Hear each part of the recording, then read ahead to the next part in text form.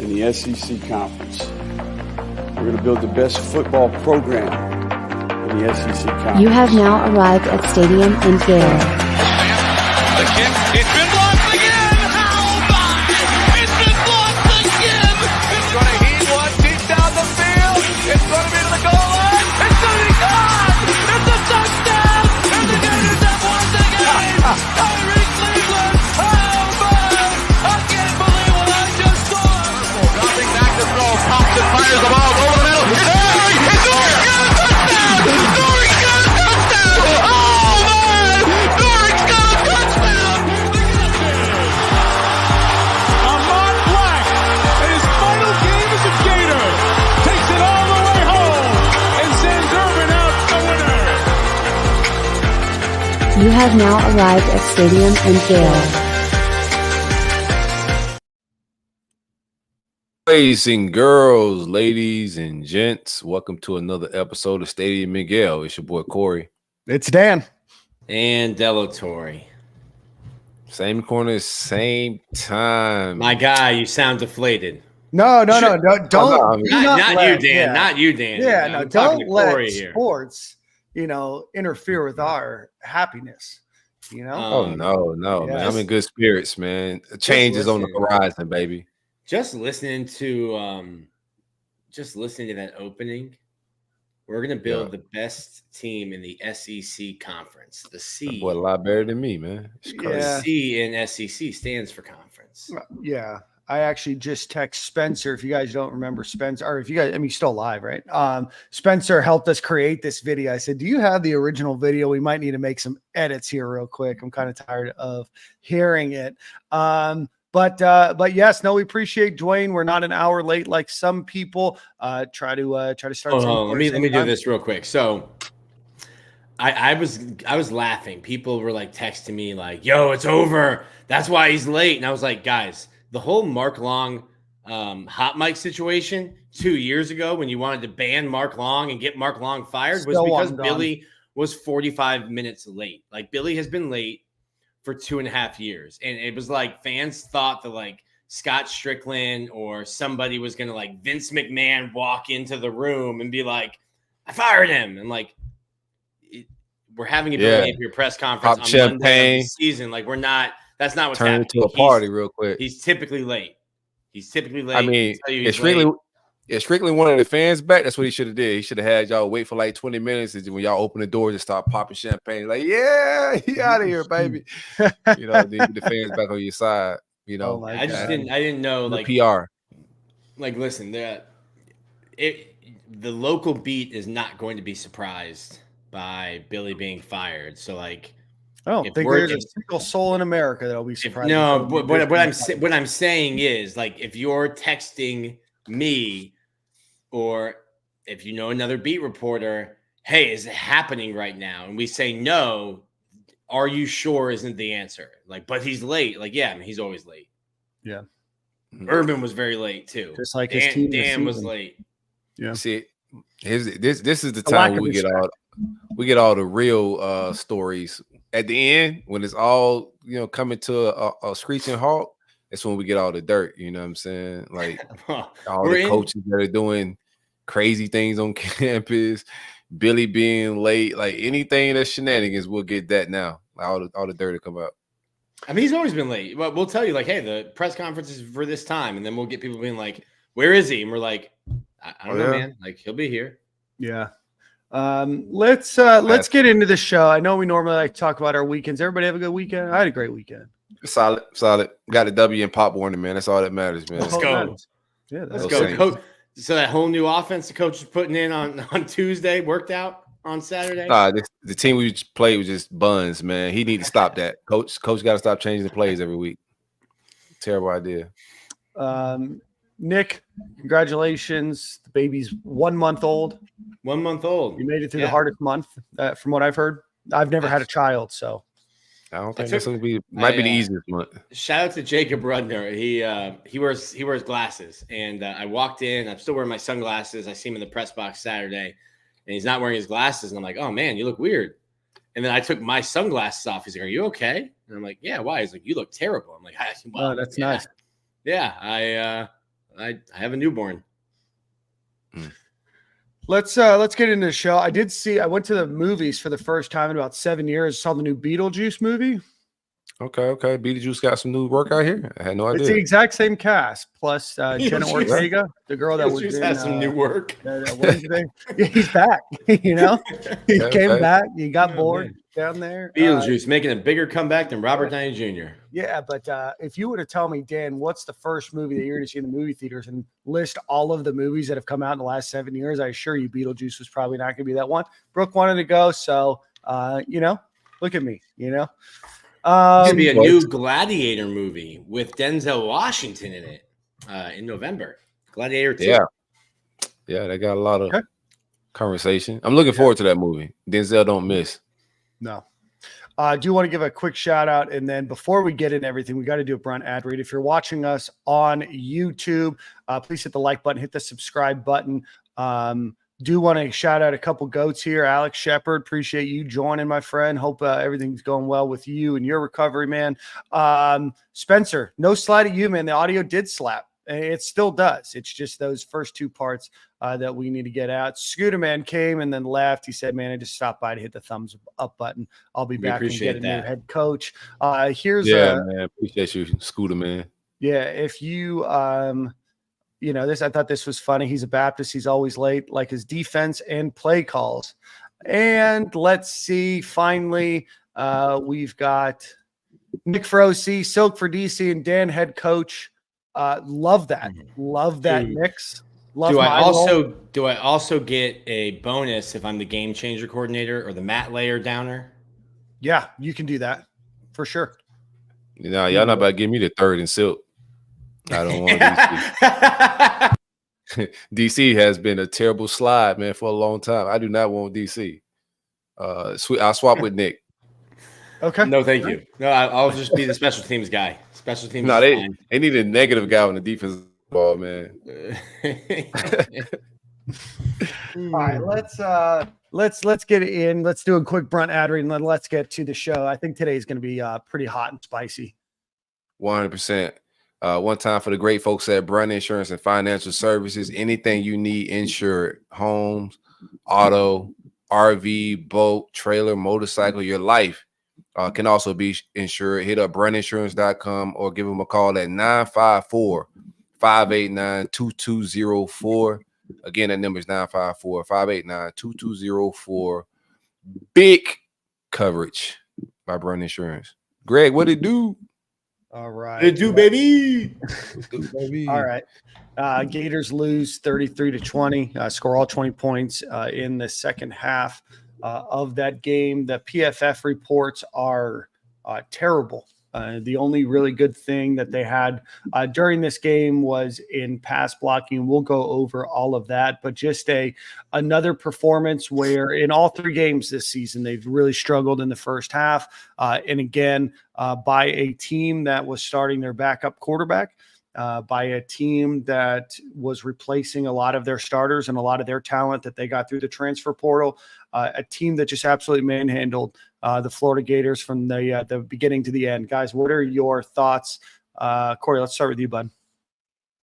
Well, the score was definitely worse than 33-20 in my mind. It was a flat-out domination, man. They dominated us from go. First drive, I was relieved that they just got 3, but once we got through our scripted drive and didn't get anything, it was just downhill from there.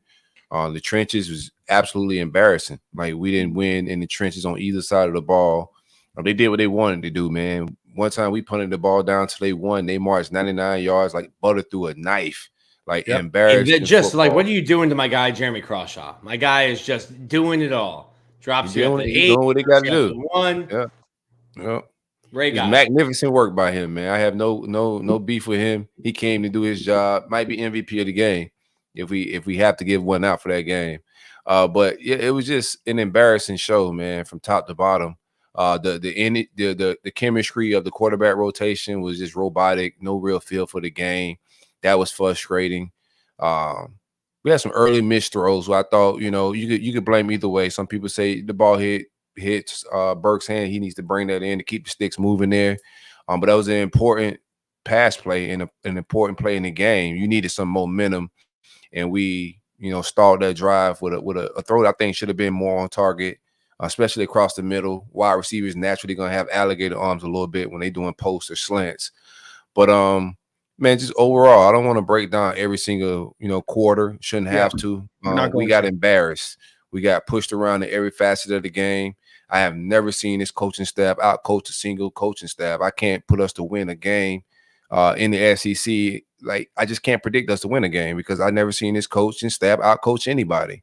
I think we have the worst staff in the SEC right now. It's an embarrassing case of football, bro. Like, defensively, they knew exactly what we wanted to do. It was very plain. They hit us in every hole that we had. Every flaw that we had, they found it. We found no flaws on their end. And also, they came in with a different energy. And I spoke about this in the pregame, where that staff, Jay Bateman and those guys, Spencer over there, they was coming in with a chip on their shoulder and wanting some get back. And I haven't felt that from our coaching staff or our head man in charge since he's been here, where he got that chip on his shoulder or he wanted to go in and kill an opponent, man. Just every game is just another game, man. So just top to bottom, the second and most embarrassing showcase of football behind the Miami game. It's time for a new coach. That's my synopsis of the game. Yep. Nick? Yeah, I feel like I feel like it was not a lie that when Billy Napier said that this is the most talented roster that they had. And even after 3 games, I don't feel like that's a lie. But now I feel like that's the issue, that this is the most talented you've been able to build a roster in 3 years. The coach that beat you in week 1 had the same amount of time, 8 less days actually, to build that roster. The coach that's just beat you last week has been there for 7 months, 8 months, and you haven't competed. You haven't won an FBS game in your last 7 tries. You've got as many losses in the swamp as Urban, Spurrier, Mullen, in far less time. Billy's a nice guy. I really like him. I think when he says things, he is genuine. He means it. He understands. We understand. It's a production business. And the production of this movie would not get greenlit. Would not be in the movie theaters, Dan. No. If Billy Napier was producing it, you wouldn't have been able to see it in the theaters last weekend. No. Wore this my balls hat. Big fan. Best bar in Gainesville. Last call. Last call. It's time for last call. It's the experiment is over. It didn't work. You gave an unlimited number of resources. You gave and put out the expectation of kind of an unlimited amount of time to be able to build this team. And you've seen nothing but regression for now the 3rd season in a row. Billy is a nice guy from the time that I interacted him, I'm sure. But what he is not is the right coach for the University of Florida right now. He has not built a staff that is the right staff for the University of Florida. And that goes top to bottom. This is a enterprise that you built, and you brought on a staff that was probably 3 or 4 times larger, maybe 2 to 3 times larger than what Dan Mullen's staff was. You brought in more money in salaries. You've brought in more than any coach at the University of Florida has had in terms of money to be able to spend. You have an indoor athletic or an indoor football facility. You have a new football only training facility. At no point is there one function of this team, except for maybe punting, that I feel confident the University of Florida has a team that is in the top 2/3, maybe top 75% of not just the SEC. I'm not sure where we stand in the Power 5. And that is the most disappointing thing to see and watch week in and week out. Because if this is the most talented team that you can put out, then it's no longer on the players. That's either your ability to recruit, your ability to develop, or your ability to understand what a good team is. Because right now, what you have is not a good team. Right now, what you have is not a talented team. Right now, you have a team that makes mental errors, that can't block, that can't figure out how to move the football downfield. And you know what? They couldn't stop a nosebleed at the Kleenex factory. So I'm done. I'm over. We gave an opportunity. We tried to carry some of the water and the weight of this staff to try to say, hey, just a little bit more time. He's getting the right guys in place. Man, it's done. It is absolutely done. And what should be done eventually should be done immediately, as the ghost of Jeremy Foley still haunts around the UAA. He's not a ghost. He has a He's seat. not dead. No. He has a seat. He sits when he's in games for football season. He sits next to Chip Howard and Scott Stricklin, right there, right in their booth. Mm. Corey, before you go, I want to give a quick shout out to my favorite brewer, Sam Adams.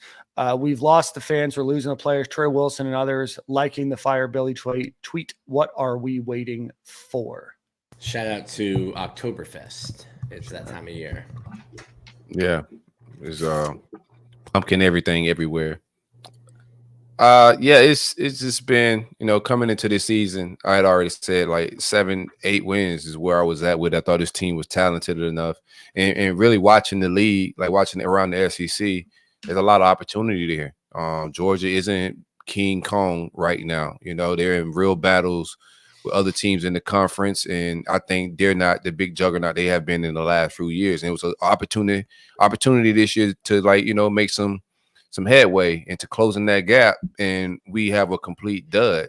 But there was no excuse to be had with us not being able to compete around this league with the way we recruited. 3 years in, the roster's flipped. There's no Dan Mullen guys to blame. So I didn't have any excuses. Schedule strength wasn't going to be a thing for me. And looking at it now, this is a manageable schedule. I don't think it's far-fetched or we're just not good. I said after the Miami game, this is not a good football team. I didn't think Miami came in and did anything special.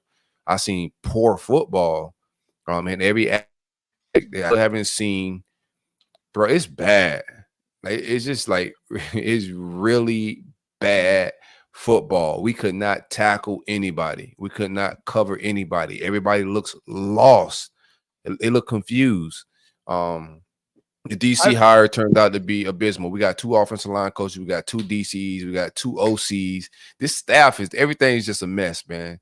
It's time to light this thing on fire. And I do think it's on. We'll get into the possibly firing, what's about to happen. It's gonna happen. It's just a matter of time. I don't know the nuances of what's going on behind the scenes, administration wise, but there's no way this guy survives this schedule or survives to next season. It's just time to go. What we already got is enough it's fireable stuff. A close L was to me a fireable offense. We got dominated by a new staff. These people are fresh in Texas A&M, and they were looking like they was Nick Saban with Bama out there on us, man. Right. With a backup quarterback. I think it was his backup first quarterback. Yeah. I knew we was in trouble. Every time we get a backup these days, they light us up. We're like, bro, we ain't got no film on this guy. Oh, yeah, we about to get cooked. Nick, you're muted. Redshirt freshman found out he was starting the game Friday night in Ocala because they were already in the state of Florida. Left his dorm room, left his apartment thinking, someone's got to hold this clipboard, baby. Next thing he knew, someone's got to torch Florida. It might as well be me. Yeah, might as well be me. Let's I'm going to go over a few things. One, before I put this out there, you've got to make a change with 12 on defense. I don't know if I've seen more egregious play at the safety position in the first 3 games of a season than I have with 12. But all right, guys, let's talk a little bit on offense. Offensive line didn't look great. In fact, your right side of the offensive line graded out better. Austin Barber was because Nick Scorton. No, I know. Yeah, future NFL outside linebackers on the other side. That's well, your best offensive lineman didn't do his job this week, then Nick. Jake Slaughter did fine. No, Jake Slaughter did play well. Austin Barber abused in that game. Najee Harris, not very good either. Cam Waits graded out as your best run blocker and your best pass blocker in 35 snaps in this game. Brendan Crenshaw Dixon ranked pretty highly. team overall ranked pretty highly when it came to pass blocking, but run blocking was Horatius. Damian George with a 47.8. Najee Harris 59.1, just not scores that you want to see. A lot of failing grades on this offensive line during that game. From a running perspective, let's just get the kind of the offensive numbers here. Gators go for just 301 total yards, 249 passing yards. We were right on that money with that over under of 250 yards, weren't we? Just 52 yards rushing in that game. Just nothing at all worked. You had an Elijah Badger touchdown. You had a Shim DK touchdown and a Jacoby Jackson touchdown. The Elijah Badger touchdown was probably what you needed to come out of the half. Just then 49 seconds later, they marched down the field 73 yards and score a touchdown, which makes that moot. And then obviously the 45-yard interception return by Bryce Anderson put that game completely out of reach. Got embarrassed in that house, man. The Swamp losing its luster with these people. Get these people out of my building, Dan. Yeah. Yep. Who we got to call? You put out your time frame. They ain't respect our time. They didn't, you know, kind of got egregious on the timeline, wanted a press conference, right? I don't know. It doesn't help anything from a finding a next coach perspective to fire the coach now, right? Because there's still a lot of timelines. They all have the same agents anyway, so nothing's going to really happen. No coach is going to leave during the middle of the season. But what I'll tell you it does do is it starts to shake things up and says, you know what, we care about the players that are here, and that obviously whatever's happening now, the crap that this isn't going to work, so we're going to try something new. Because it's not like it's two bad games in Billy Napier's career where, was it 13, 12, 25, 28 games in, and you look worse now than you did in year one. I don't know how that's possible. Yeah, it's got worse every year for some reason. What do you mean? What do you mean? Nah, Nick, they look atrocious. No, I'm like, yeah, but they've looked really good. Not even really good, but they beat in his very first game, beat number 5 Utah. Right. They looked really good. They looked really good against Tennessee that year. Yeah. But I think they've just kind of looked like a very middle of the pack to bottom, lower middle pack, like lower middle class to upper lower class is where they've been the last 27 games. I don't think they look worse, but yeah, they do look worse. They gave up 700 yards to LSU last year, but that was with the number 3 overall pick or number 2, wherever he was. No, the Miami game, all of those games look like we had a shot. That's why it looks worse. Miami game, we never had a shot. We got smoked right away. We was getting dominated. Same thing with the Texas A&M game. Out the gate, it just looked like they had a better staff, better team out the gate, and we never had a shot. This team has gotten worse every year. And I think the record is going to reflect that at the end. Well, I'm a super positive, but I think the record is going to reflect that as well, that this team got worse as the talent got better. Because when you look at the talent, there was a flipping of the roster, and we know how terribly Dan Mullen recruited. But at the end of the day, when we got more talent in, the team got worse as they start learning his system. There has been no continuity with the staff, anything, man. It's just no positive in any fashion. The chart, only positive we got is the special teams counter. Bro, shout out to that, Matt. I think Billy had a playbook and it worked when he was at Louisiana, but the landscape of college football has changed. There wasn't NIL when he was building Louisiana. There wasn't really the transfer portal when he was building Louisiana. And the transfer portal from Louisiana, you're probably getting players who are better than the Sun Belt who have to transfer down just because they got in the portal and you weren't able to find a spot at a big Power 4, Power 5 school at the time. Mm-hmm. Also, I remember going back, I wrote a story last year looking at how many close games you all had, but then went and looked at their recruiting rankings relative to the Sun Belt. And it would be like Alabama being in dogfights with Mississippi State and Vanderbilt every week. It's like that you've recruited better than these schools. Why are you playing them to a 26-21 win? I think Billy was slow to adapt to NIL. Florida's UAA.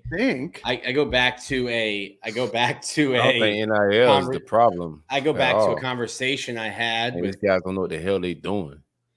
I go back to a conversation I had with Scott Stricklin on a different podcast, and I asked him in July, right when it became legal, and I was like, "How do you have another hand asking the same pool, another hand reaching into the same pool? How do you manage the university wanting donations, the School of Engineering wanting donations, Gator boosters asking for donations, the University Athletic Association asking for donations to continue building a $500 million renovation to the swamp, and now you have another hand for NIL, and the NIL aspect is what's going to directly affect." And he said, I don't think it's going to be an issue, and it was an issue for a while, and will continue to be an issue for every school. You can have one bad year in NIL, and your season could be toast. I think they were slow to use the transfer portal, and they have their processes, but these are all things that weren't part of the playbook that made him successful at UL. And I think he's been sticking to his playbook, but the game has changed. Yeah, NIL was around for a year, right? We're in year 4 of NIL. So yeah, NIL became legal. It became legal to pay players in Florida the July after Billy was hired. Okay, my take on the NIL thing, I don't think that's just because the problem we have right now I don't think is talent. So he's been able to get the talent, and the evals that he's used in the transfer portal hasn't been good. We just talked about 12 and how he looked like. That was a guy they aggressively had him high on their board and they went out. I think the evals were off. So like all of it's on Billy. I don't want to just blame the NIL. I think they had a lot of opportunity to go get guys in the portal, but also you got to convince a guy to come play for you. And if guys don't believe, these are mature guys that are like seniors going for that NFL check, and they want to go to a winning team and also the opportunity to go to the league. And a lot of guys just wasn't buying what they were selling. But I'm with Dan on the notion that they need to fire like ASAP. I don't know what they're waiting on behind the scenes. I don't have all the information. I don't want to act like I do, but I don't know what's the hold. What do you keep him for? This guy is not going to coach us next year, and you have lost the locker room. Like there are social media things of Trey Wilson liking things about Billy being fired. The locker room is gone. And we knew that before. I could tell the way some of the players responded to DJ Lagway and some of their interviews and stuff after that game last week with Sanford. Like that locker room is split with the quarterback. I think they're gone from believing in his staff. They can hear. Usually when we have these fallouts, it's usually the players jump to the coach's side. This is the rare time in Florida Gator football ever where when fans are ready to get rid of a coach and there's no players jumping to the defense of the coach. Not one. And this is the rare time that has ever happened. I've seen it with Muschamp. I've seen it with McElwain. I've seen it with Mullen. I don't see nothing here whatsoever. That locker room's gone. And the sooner they could get, somebody else on that staff to coach, and I prefer, a former player to rally these guys. X and O wise, there's a lot to be desired here with the interim. There's nothing on the staff that I would point to. People saying Dan Enos, like nah, man, you could like. That's who it'll be.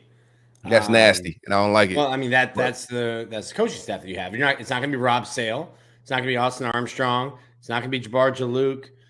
The only 3 that would make any sense would be Russ Callaway. Excuse me. That doesn't make sense. You go Mike P. Yeah, What?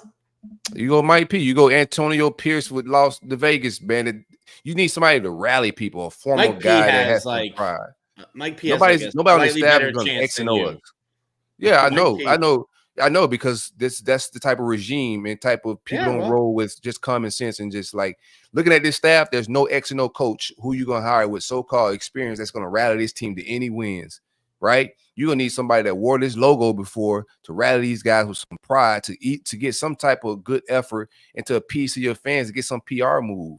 Right now, Dan Enos is buns, man. Russ Callaway, like get out of here. We're seeing the offense and the product they're putting on the field. You got to have somebody to rah-rah these guys, man. That way they go out and still lay you know what I'm saying, some pride on the line for the logo. Here's a conspiracy theory. And I'm seeing a lot of Taylor Spirito slander. Hardworking kid. He's not the one. We're going to talk about Taylor Spirito. Okay, It's not going to be about him as one. an individual, but we're going to talk about him. So here's one. As soon as you fire Billy Napier, the transfer portal is open for these players. If you fire him before the UCF game, you've only played 4. Even if a player has played in all 4 games, they can enter the transfer portal. Hey, I'm out of here. How many players would Florida have left? Where are they going to go towards the end of the year? No, you're sitting out. You're sitting out to maintain your red shirt. You enter the portal, and you're sitting out. Taylor Spirito got valuable reps because he is a Gator through and through. And if you fire Billy Napier, he might be one of the few receivers left in your room by the time FSU comes for that rock fight. I don't think most of these guys are going to jump in the portal. I don't think. You got 30 days. You got 30 days to put yourself in the portal, and you can openly start talking to people about where your next landing spot's going to be. I think everybody on our roster need tape. Like, it's one thing to go in the portal, but if you ain't got no tape, people ain't just finna be picking Gene you up. Wilson doesn't need tape. That's one, but I don't think Aiden Mizell doesn't need tape. Aiden Mizell needs tape. Doesn't need tape. You think Eugene Wilson is waiting on the decision of Billy Napier to jump in the portal? No, I'm saying they can do it right now, and they as soon as. But I don't think he will. I don't think Eugene will. I think Eugene will play. Eugene's one more year and he's out. I don't think he's worried about eligibility in years.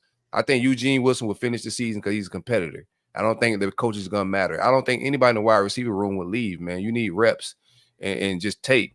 But Eugene also is injured, so that's another thing that may play in his decision is sitting out or playing the rest of this year is, I got a injury that I'm dealing with. But rest of these guys, most of the roster, there's nobody in the trenches is going to sit out. All those guys need tape. Every linebacker needs tape. Shamar James need tape to go to the league. Like, all of these guys need tape.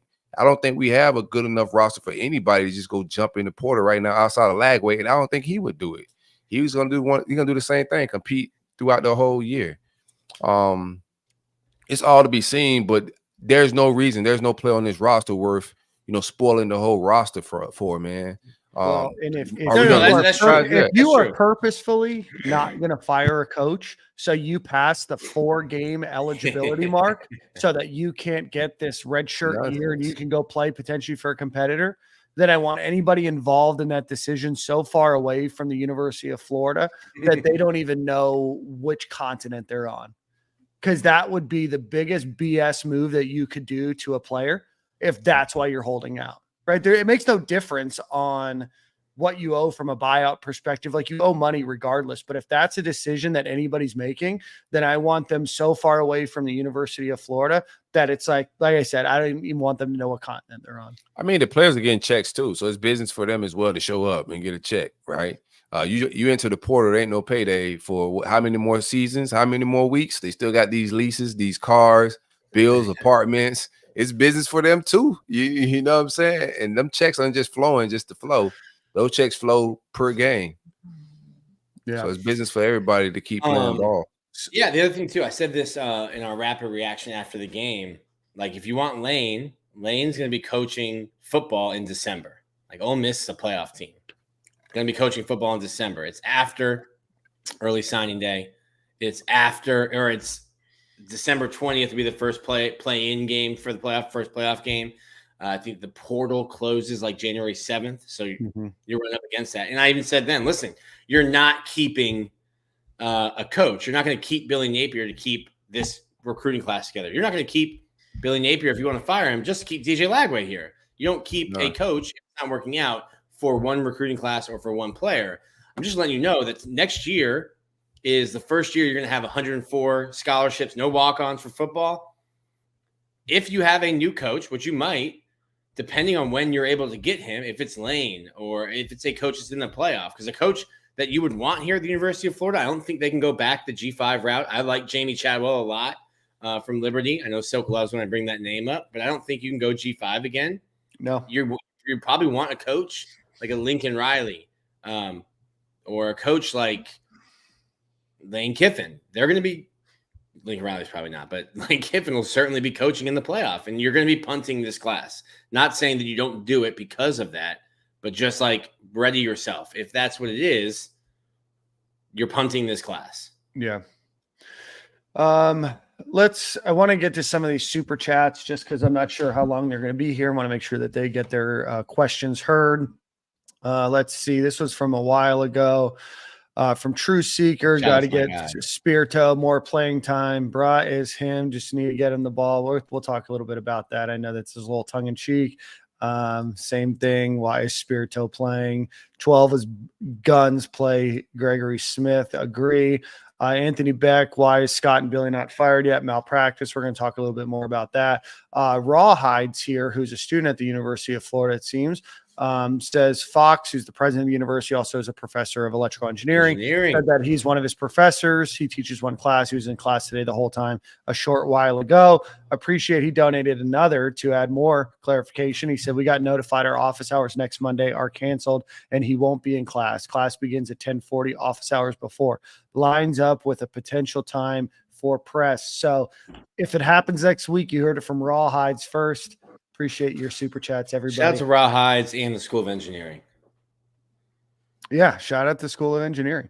Let's get a quick ad read to our friends over at Home Field Apparel. Go visit them, homefieldapparel.com. Use promo code StadiumandGale at checkout.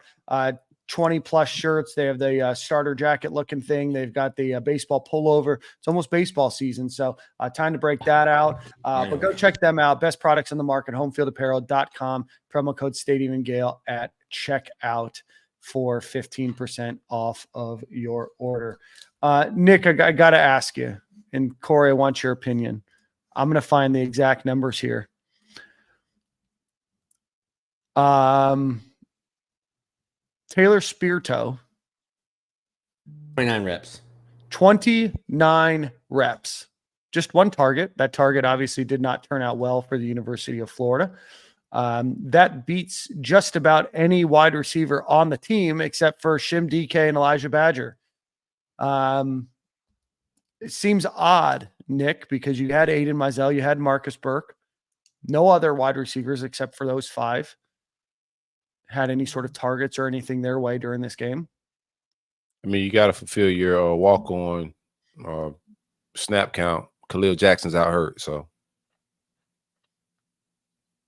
Khalil has a scholarship now.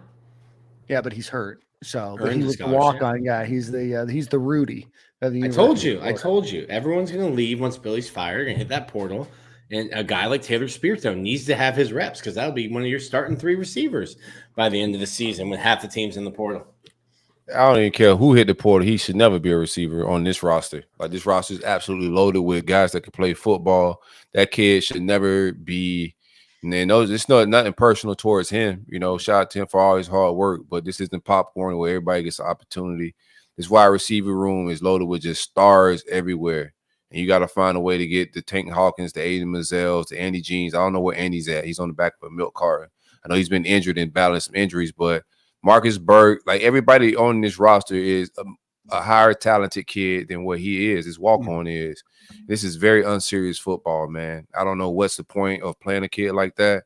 Would like to have more explanation on why he got that many snaps, but it's egregious.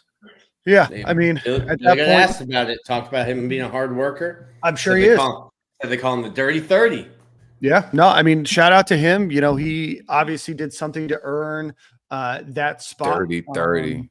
You know, but at that point, yeah. But this is my thing, right? Like, I'm all about playing the best players, and if it's a walk-on that earns a spot, then that's totally fine. And again, nothing that I'm saying is directed towards him, the individual. I'm sure he is a very hard worker, and to get out there is a really cool dream for him. But to me, that gives huge question marks on your ability to recruit that position, develop those guys. You've brought in a number of. How was he productive? You got him at that spot, and he's getting, you know, I didn't mean to cut you off, Dan. I'm sorry. No, you're good. No, I mean, you are right. I mean, he played 21 snaps, had one target, and that one target sailed over his head and returned for a touchdown, right? So I'm not saying that he's talking. I'm just wondering where the other guys that you recruited, where is their lack of development, or where was your ability to understand where they could come in and perform at the University of Florida if that's who you need to rely on this early in the season. It's not like there's been a huge injury bug. A couple of them, if my binoculars serve me right, were vigorously asking Billy Gonzalez on the sideline, I think, those questions, Dan. Yeah. Well, I mean, I was vigorously asking myself when I was at the Pelican Pub in downtown St. Pete the exact same thing. Yeah. Based on the way the tweets were flying, I figured there was a pub that pub Wi-Fi those were flying from.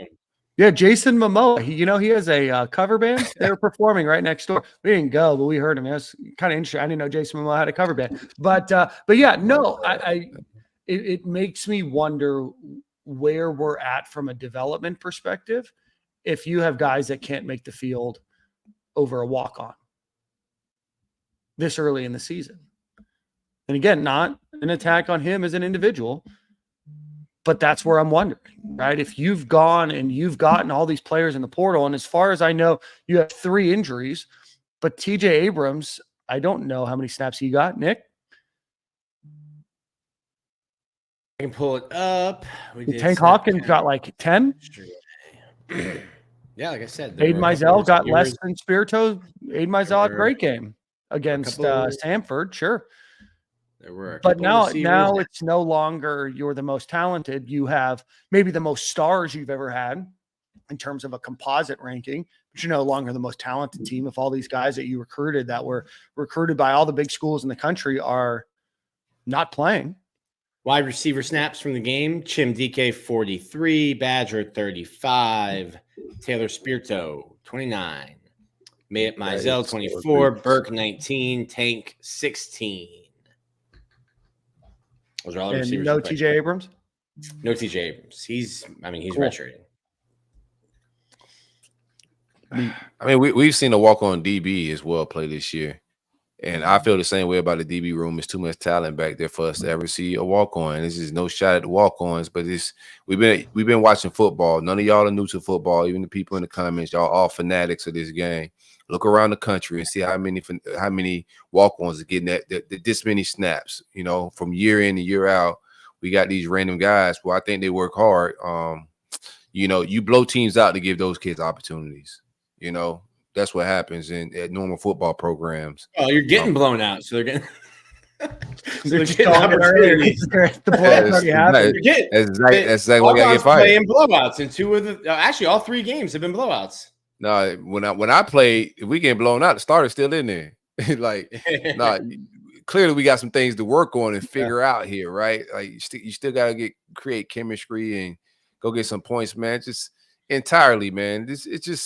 There's no rhyme or reason. This team has no identity whatsoever. They've never created identity, run game wise, passing game wise. It's just complete.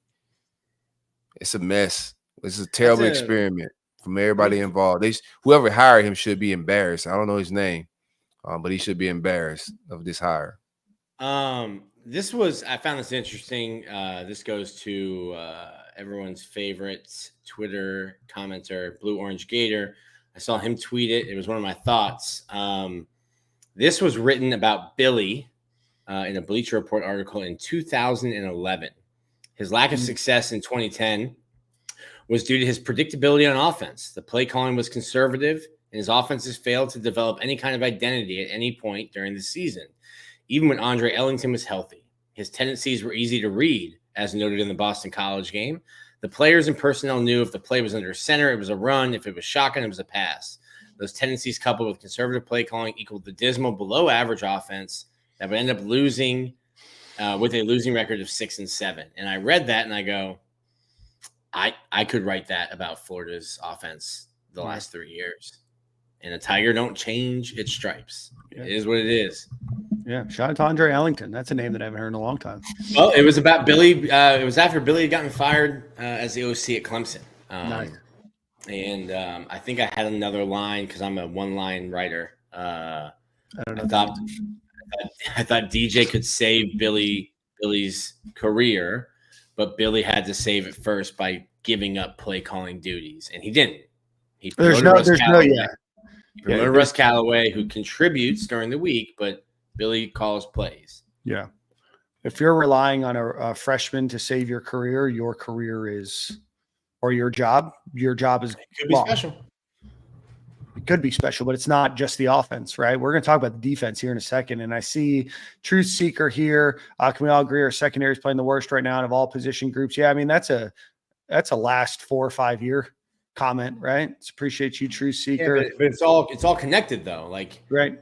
You're not getting pressure on the quarterback. The quarterback feels safer than my daughter swaddled in her bassinet when Florida's defense is on the field. So like you're asking guys to cover 6, 7, 8 seconds. It's all interconnected. You can have a bad secondary with a great pass rush that ends up looking better. I'm not saying that Florida's secondary is filled with all SEC guys at all, but you're not getting a pass rush either. They're getting cooked out the top of as soon as the quarterback gets to the bottom of his drop, he's letting it rip and this guy's open. I don't think like the quarterback we just saw was waiting back there 5, 6, 7 seconds. By the time he got to his drop, it was just guys flat out just running wide open. I don't know what Castell was doing this game or DJ Douglas, but it wasn't football and it wasn't anything the word safe on it. It was nothing safety about anything they were doing. Yeah, this is the worst our secondary, our entire team. Every single room. This is the worst Florida Gator team top to bottom I've ever seen in my entire life. Anything that I ever cheered for in my life, this is the worst. Yeah. And I'm a Jags fan. Yeah, we'll talk. Oh, they're down bad. Oh, yeah. Down bad. We got a few more super chats, and I want to get onto it. We talked a lot about offense. Want to talk about defense. Tyler, Brandon, just because we're trying to keep it a family show. Best kids got to play, period. Tyler, Jane Bosch should be running back too. Someone said playing him on kick returns is dirty work. Like I like it. I don't mind it. Yeah, I don't mind. And I don't mind the way that Trey Webb played in this game either. He looked good. Yeah, but Rawhides, one last thing. Give a shout out to all the military vets studying at UF and the Herbert Wortham College of Engineering. UF treats us amazing. Was in the president's suite for Samford. Oh, that's awesome. I saw that. Hit our DMs. Yeah, let us know when Fox cancels your class next Monday. Let us know. Let me see if I can meet up with him. Hit the DM Stadium and Gale because I have that cup, Dan. If you show it, I have that cup in a 30-ounce version if you want it. That's very kind of you, Nick. Yeah, hit up the Stadium and Gale DMs. Let us know that you're Rawhides. You're gonna have to prove it because there's gonna be a bunch of freeloaders trying to hop in the Stadium and Gale. Try to get that cup, baby. Yeah. Bro, there might be some people that I've made mad. They're like, yeah, send me Nick's location. Yeah, get that cup. Let's just talk about them real quick. Game Time Sidekicks. If you want a cup that looks like this, if you're not Rawhides and you're getting one for free, similar to that one, go check them out. GameTimeSidekicks.com, promo code Stadium15 at checkout will get you 15% off of your order.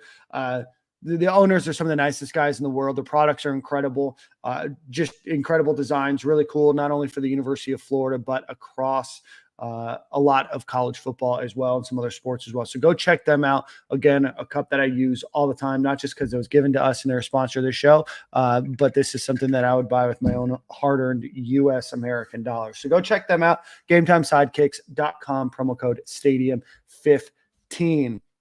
Guys, I got to talk about the defense because it's porous.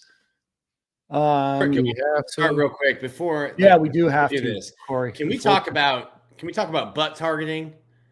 And I had some guy yelling at me today, being like, he led with the crown of his helmet. I'm like, he hit him. Trequez Bridges literally hit a receiver who was jumping in his butt. Straight crown and helmet, sure, but to the cheeks. Are we calling targeting on cheeks?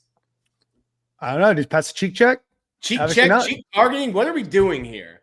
That can't be in the spirit of the rule. You tossed a player out for targeting a receiver's butt cheeks.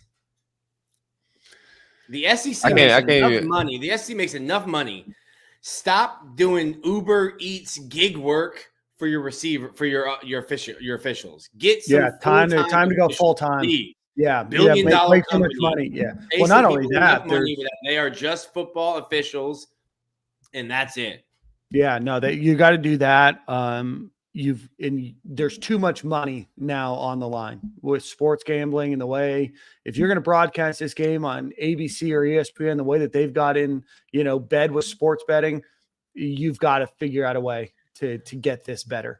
The games are brutal too. Not only have the games not been competitive or fun to watch, but my God, ABC is making sure they're getting all the commercials to pay that bill that they're sending the check to the SEC for. These games are tough. Yeah. Nah, man, I watch every game excited. I'm gonna be honest with you, man. It's been a complete shit show, but I just been, hey, man, yeah, I'm about to get another coach. I could be Florida State, looking like buns, and there's no hope for the future next year. You got to run it back. I watch every game just like, man, this is almost over. It's like when I go to the dentist, you know what I'm saying? They doing whatever surgery or whatever, and I'm just like, we start getting towards the end, they start wrapping certain tools up. Like, man, this is almost over. This tooth pull is almost over. What who's broadcasting Florida State? PBS? No, Tubi. Yeah, Tubi. Tubi and Fubo. Defense. It's gonna be on Instagram Live, man. Give me 10-minute running quarters on IG Live. It's gonna be right here on Stadium and Gale's YouTube account. 100%, man. Let's see. Best defensive ranked players in this game: Jason Marshall, then Jamarcus Weston, but he only played 3 snaps. Then Justice Boone, he only played 15. Then LJ McCray, he only played 8. Then Desmond Watson, then Shamar James. That's your top 6. Your bottom, DJ Douglas. These are some of the worst scores I've ever seen by somebody that's played 59 snaps. Then Aaron Childs, Trequez Bridges, George Gums, and Derek Wingo. That's your reverse order from the bottom to the top. State, 11 a.m. Comedy Central. Yeah. yeah. That'd be a disservice to our friends over at Comedy Central. WB back, man. Caleb Douglas registered a 21.8 in tackling.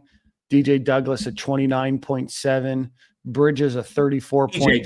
DJ Douglas. Caleb Douglas is a receiver at Texas Tech. Did I say Caleb Douglas? You said Caleb. Don't you disrespect Caleb Douglas. Sorry, DJ Douglas. I think he even has a touchdown this year. Just an overall very poor game when it came to tackling. 0 sacks in the game. 1 hit by Jason Marshall. 3 hurries by Shamar James. Those led the team. And then missed tackles. DJ Douglas, 4 missed tackles. That was 40% of the tackles that he attempted, he missed. Trequez Bridges missed 2, and then a smattering of players with 1. Hold on. The slander's not done, Nick. DJ Douglas, 2 targets, 2 receptions for 93 yards. That's probably the most egregious. I mean, obviously, I know one went for 73 yards, but it was bad. Barbecue. That boy, barbecue, man. Was he the same guy in the bushes? Was that? That's a yeah. Yep. Same guy. Rough year for that guy, man. They got to get that boy some therapy, man. That guy. Let me take some over by the Miami wide receiver and the same one that got his legs shook. That when was it the running back or the quarterback? I don't remember who was running for Texas A&M. Quarterback. But he got up and was starting to run sideways, but he couldn't catch his feet, so he fell down again. Oh man. I'm negative, Nick. Let me take some accountability here. This is funny. The game will be a Shannon Sharp special. Instagram Live, audio only. Audio only. Chris, shout out. That's a great. Yeah. Hopefully it'll go that quickly. I was more positive probably this offseason than I had been, to the point where you guys were questioning if I was okay or not. Yep. Take some accountability. I was hoodwinked and bamboozled. I let what the coaches and the players and staff were telling me about the defense lead me down a path where I thought, hey, the defense is going to be a lot different.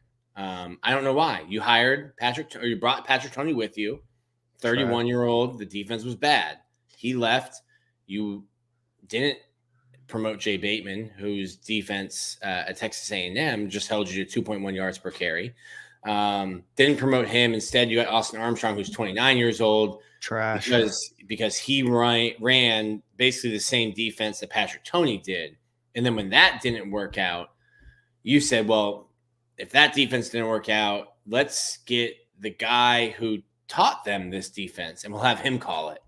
And I don't know why I thought it would be better or different. So I apologize for leading fans astray and telling you that the defense is going to be better. It's the same defense. It's the same players for the most part. It's the same. It's the guy who taught the past two defensive coordinators, and it's the exact same defense we've seen. To be honest with you, I don't know if I would have even liked the Jay Bateman hire. You know, it may have panned out, but at that time, I wouldn't have loved that hire either. Promoting him on an already terrible defensive side of the ball, bruh. Will Harris, I don't know, man. We lied about Will Harris as well. Like the secondary looks lost. It could be just be an entire scheme thing because Corey Raymond caught a lot of flack last year as well. And then he's out of here. New guy Will Harris coming in from the pros. Great track record. Same as Corey Raymond in the secondary, just looks like barbecue, lost chicken nuggets out there, man. So we definitely lied about the defensive side of the ball.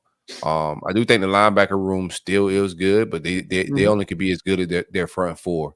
So I do think the linebacker room may be the best room on campus, linebacker running back. Yeah.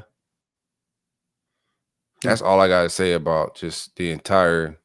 And also, like, I thought Aaron Gale should have just played more. He just knifes and he's playing 13 better football. snaps. 13 snaps. Yeah. Unfortunate. Yeah. 13 of 79 defensive snaps. I mean, I love Aaron Gates. Aaron Gates is a ball player, a dog, like the mentality he plays with. And you managed to play 66 snaps without him on the field while giving up 30 points. I guess 23 because there was a pick six. Yeah. Let's let's move it on. I think we've talked about this game enough. So we could talk about the weekend, how everything played out as far as the BOT meetings and everything else. Like what actually went down. Nick? He's asking about your board of trustees tweet or post. Yeah, so that was lost in the way it was told to me Saturday night. There was not a board of trustees meeting, but there are members of the board speaking with prominent boosters, and I think also the board isn't supposed to run football. The board's supposed to run the university, which doesn't have a president, which doesn't have a dean of the law school, which doesn't have deans or heads of multiple places, colleges on campus. There's really no leadership at the University of Florida. So we're in a weird, unprecedented time at the University of Florida, given that there is no president and what's coming out about the president that just stepped down and the way he was handling things and the sushi parties he was having at Christmas. Sounded like an elite party, though. I'll tell you what. I'm mad I ain't get an invite, baby. Yeah, dude, I'll tell you what, $68,000 of sushi at a party. I mean, that sounds lit. I'll be honest with you. I like the vibe. The fish right there. Yeah. So the board doesn't hire and fire football coaches. The board approves of the athletic director, who is essentially the athletic director recommends a hire and the board approves it. And then, it is the athletic director's name that goes on the contract that has to sign off on it, but he has to ask for approval essentially. But it's Scott Stricklin. Scott Stricklin will be the person to decide to fire Billy Napier when or if he does decide to do that. Who's supposed to fire him? The president. The president. So that's where UF finds itself in its deepest the interim president is the one that hired him. Walk-on president. Well, this is the president. We got a walk-on president too. Yeah. Well, so Kent Fox was the president for 7 or 8 years, right? 7 years, I think. Yeah. He retired. Ben Sass took over.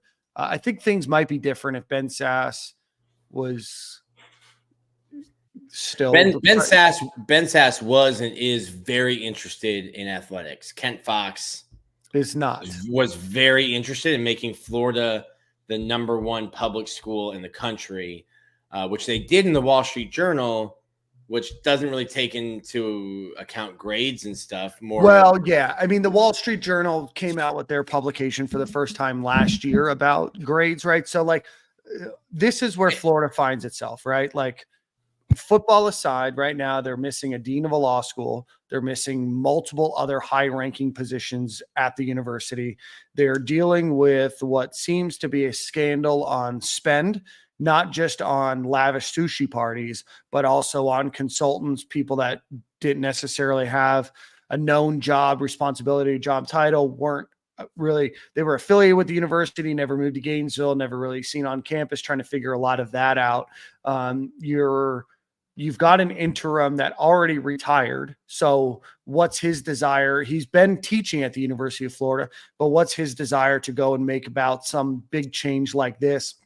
Does he feel like it's in his purview? Also, how much does he care?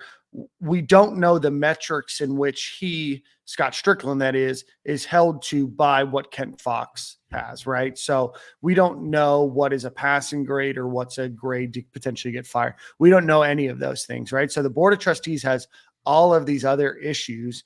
And then you have a fan base and you have a university athletic department that brings in a ton of money, a ton of revenue into the university. On the same token, right, UF's out-of-state enrollment has dropped. The number of people that are applying has dropped both in-state and out-of-state. So you've got a lot of other micro and macro effects that the Board of Trustees are trying to deal with, on top of the fact that you have an incompetent head coach at the University of Florida. Now, what does that mean for the University of Florida going forward? Is that Billy Napier very well could be fired in the next couple of weeks. But what does it look like after that is probably the bigger question, and maybe not one that fans will be exceptionally happy about today.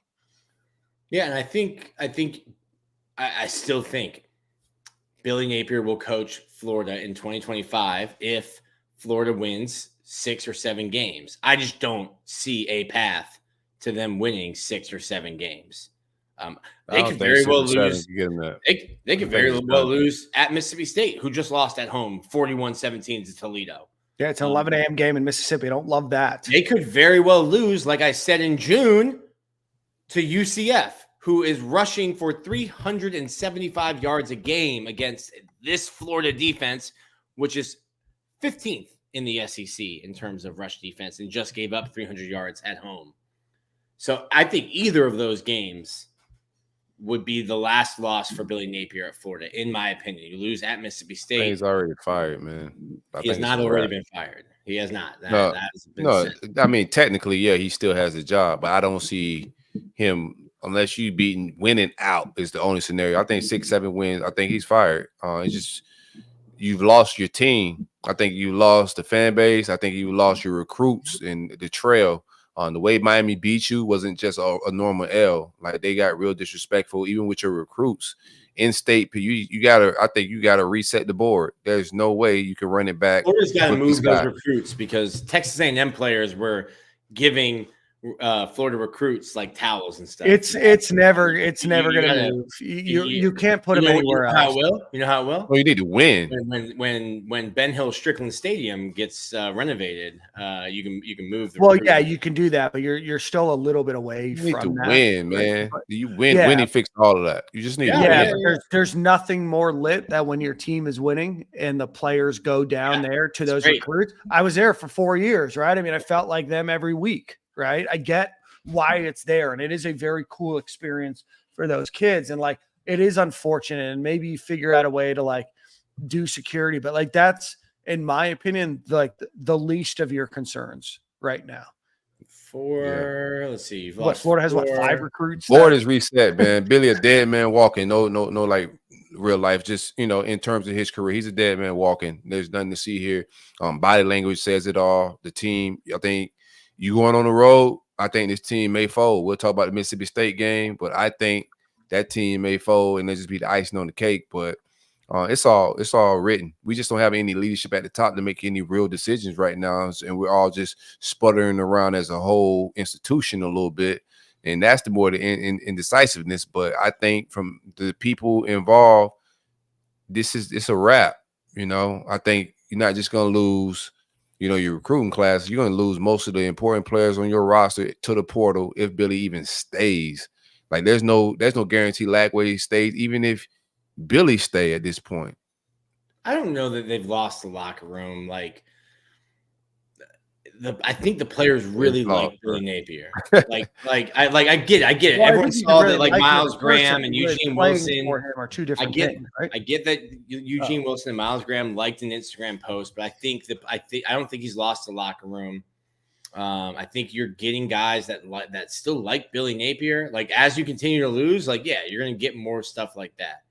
But I do think the players genuinely still like him and will play for him. The more you lose, this is the rare time you feel like that.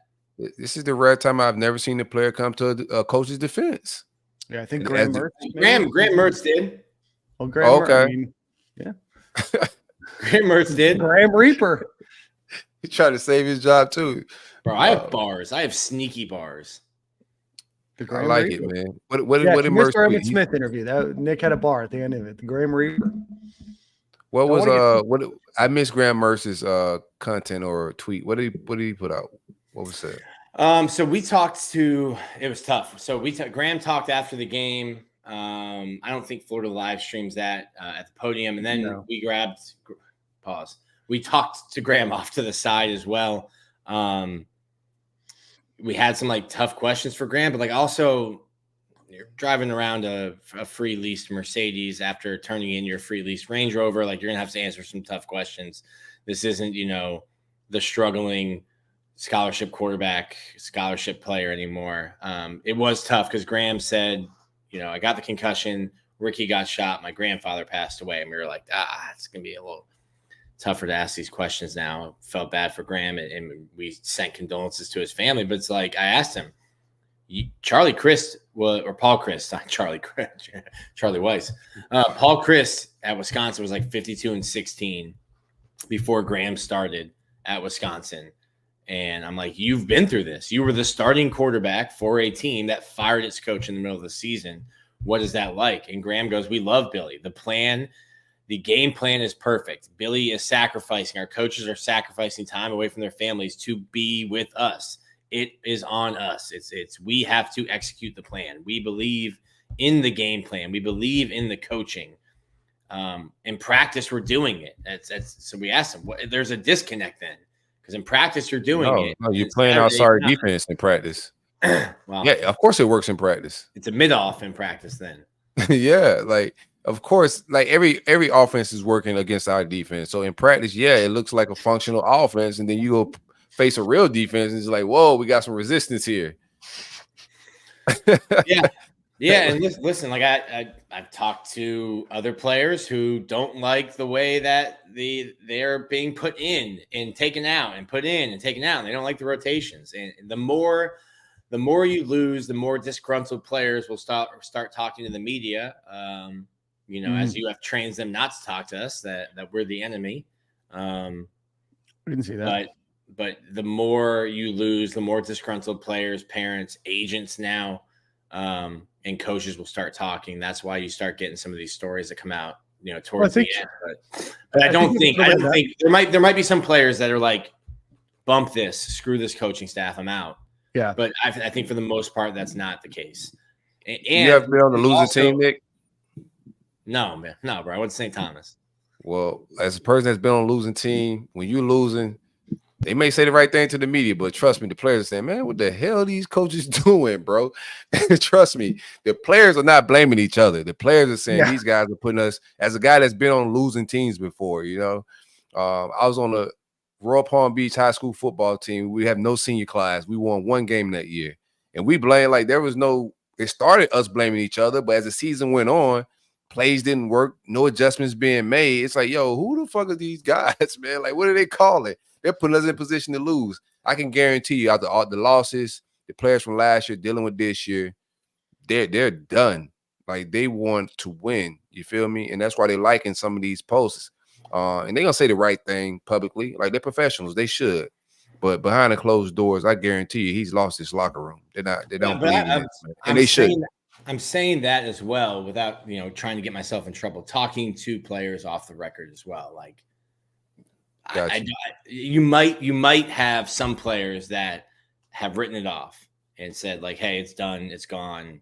I'm not playing for, maybe not even Billy. It might be their position coach. But I think for the most part, he has not lost the locker room. I think you'll see it on the field. When you do lose a locker room, you notice it on the field. I don't think we've seen that. And the play has not been good, but I don't think it's because they've given up on their coach. I think that's because a lot of them realize that this is like their opportunity to play at like a school like the University of Florida. Well, I mentioned it to somebody. I was like, who was disgruntled, and I was like, you can't do that because your resume is your tape. Mm-hmm. And if you don't like something that's happening and you're going to play bad on purpose, like you're only hurting yourself. The coach is going to get paid millions of dollars to stop showing up to work. You still have to think about your career and play for yourself. Because what you put on the field, what you do on the field, what you put on tape is your resume. And it could be the difference between you getting an opportunity to even try out, if you're not going to be a drafted guy, to try out for an NFL team. Mm-hmm. Or to not get that call. So that's the position the players are in. Like if you think this losing team stinks, I don't want to play hard anymore, you're just hurting yourself because your tape is your resume. Nick, can I ask you a question? Because I can't see the sidelines from like the TV. At the game, are there like any like chewing out? Like that's a lack of toughness in the trenches, man. And I think that's all starts at the top. And we know Billy's not that type of guy. But are the coordinators, are the position coaches, are anybody grilling these guys on just soft play in the trenches?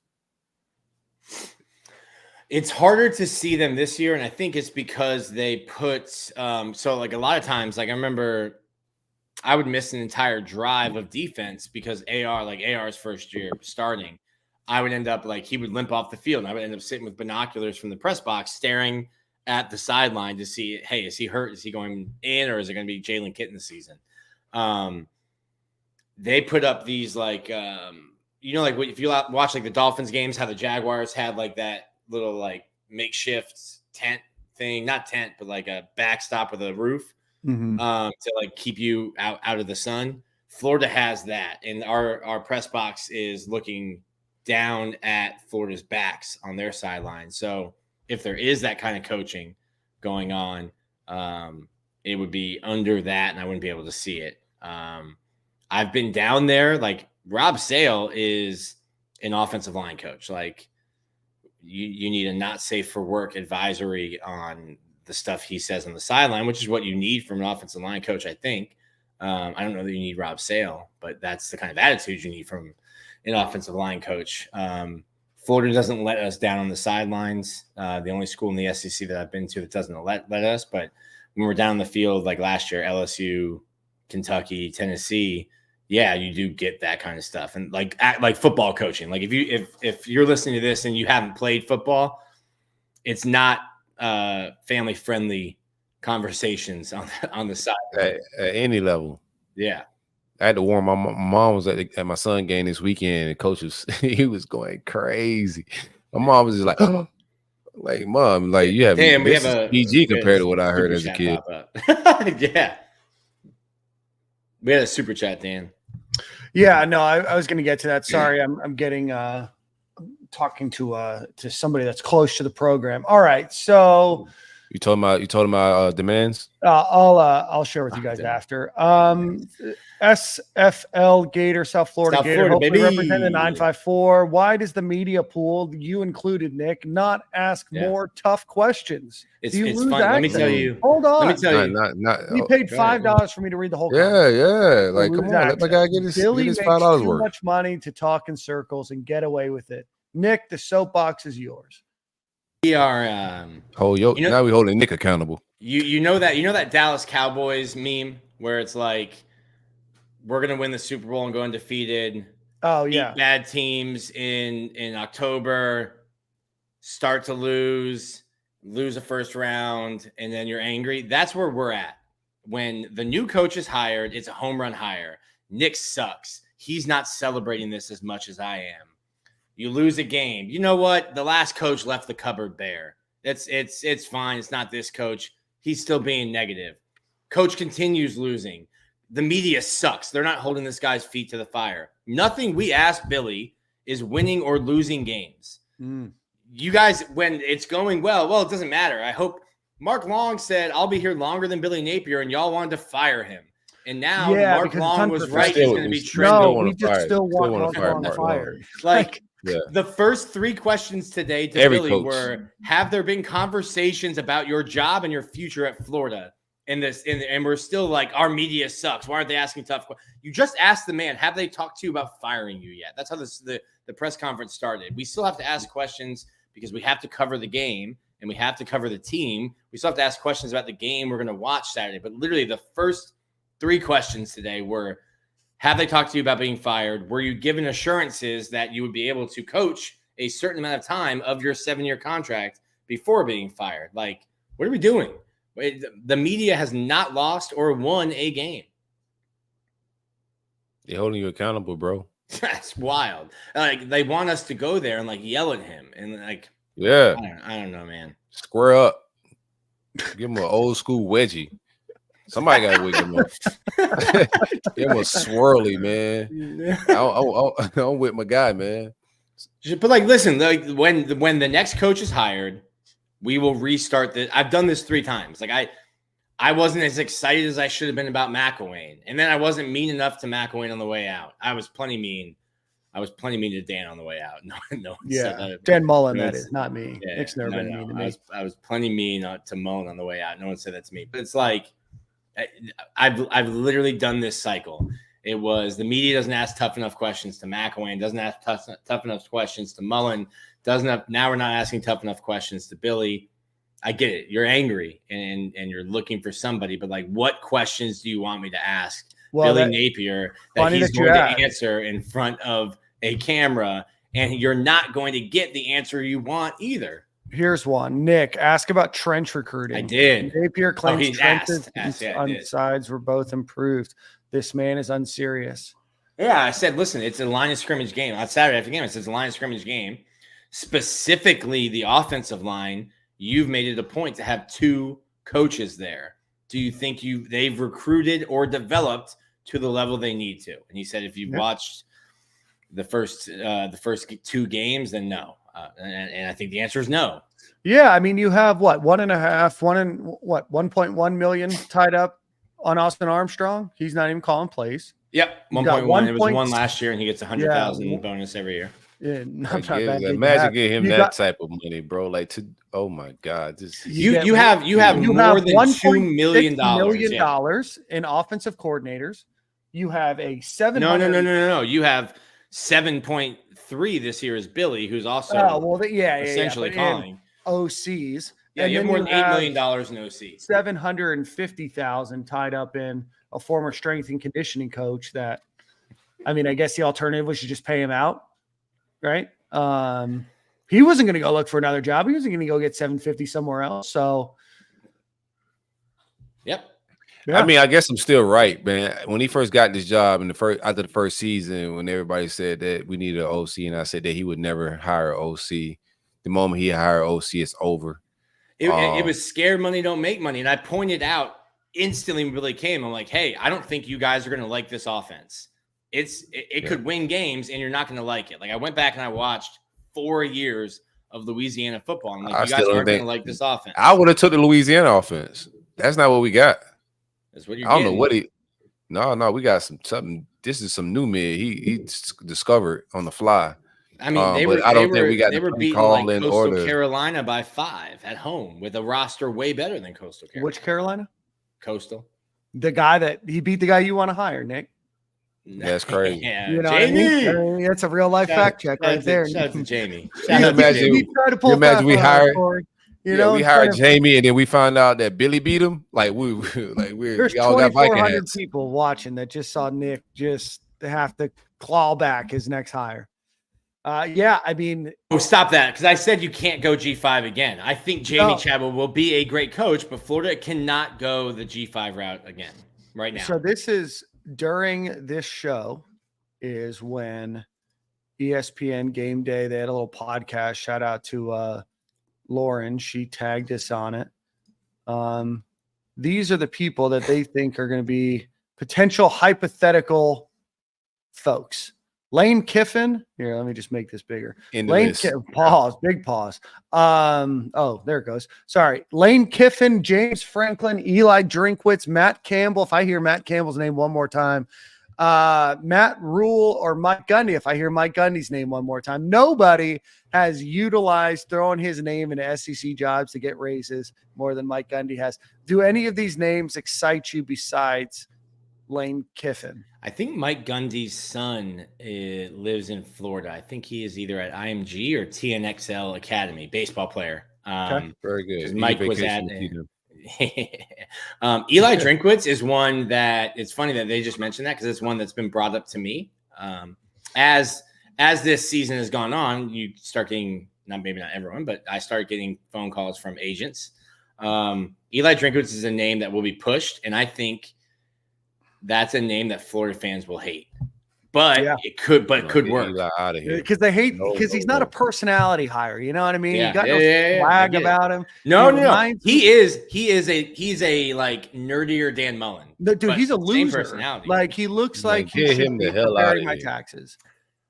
No, I think that the first two are the only ones I like on this list, man. Well, how many times has James Franklin beaten Ohio State? I don't. As many as you have. But that's not we need a guy that can put together a legit program in every facet. He hires great. That staff he got right now is a phenomenal staff. Doesn't beat his rivals. He wins 8, 9, 10 games in the Big Ten, loses to Ohio State. And Michigan win 9 or 10 games. How many? There's no guy on the list that's going to do any of that, right? We're just going by the guys that are on this list. Yeah. And I think is the guys that are on this list. I don't think Lane Kiffin don't have a great track record with all of that stuff we just named. He's not no great winner. He just Lane Kiffin wins to me because he's just football royalty, man. He's just a football guy through and through, super competitive. He's going to take rivalries dead ass serious. So Lane Kiffin to me is the perfect hire, and I think and I do. This is not me guessing. I more than know that James Franklin would be interested in this job, man. Like 100%. I think he was interested in it last time. But those top two guys would be the only two guys on this list that I would like. While I do think the rest of them will be okay hires, I'm just not going to start off my lives with any of those guys. I'll lie for James and I'll lie for Lane. I suggested Lane 3 years ago. Obviously, it was not listened to. Maybe that's a popular suggestion for everybody. A lot of people like Lane, but we know there's some off the field baggage and some personality things that come with Lane as well. You know, he's not the greatest. If Lane started losing, you think we didn't like Dan Mullen when he started losing? If Lane started losing, he's going to be an arrogant prick to the fans as well. So I'm saying my suggestion was probably a little different, or was suggested to someone different. I don't think that any of these coaches will coach at the University of Florida next year. I'll tell you, it's going to take I don't know 10-year, $100 million plus contract. That's what I'm thinking. I mean, how much Lane's getting paid more than Billy Napier is right now, right? And if he takes them to prominence, whatever that means, Ole Miss is a program that the roster they have, and they knew what the roster was. They're old. Like someone was like, who would Lane bring with him to Florida? I'm like, nobody. It's a senior laden roster. Ole Miss is a program that takes 4, 5, 6 years to build up to what they have. And their collective, which by the way, the Grove Collective is fantastic. Yeah. Their collective realized, hey, this is our window with a 12-team playoff. This is our window to get in there, and maybe we go crazy and make a run. And they spent in the portal to make this run.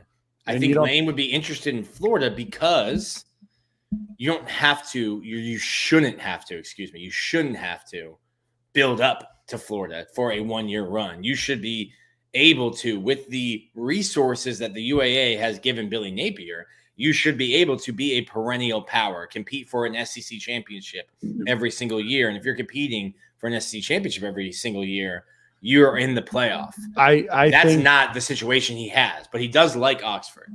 I do think Lane Kiffin would be like a $12 million a year hire. and I've never seen Florida do that. Yeah, no, it'd be. I mean, because north of that. Lane's making what, almost 9 right now. This is rough 9 math. and change, I think. Yeah, 9 and change. So to convince him to leave, right?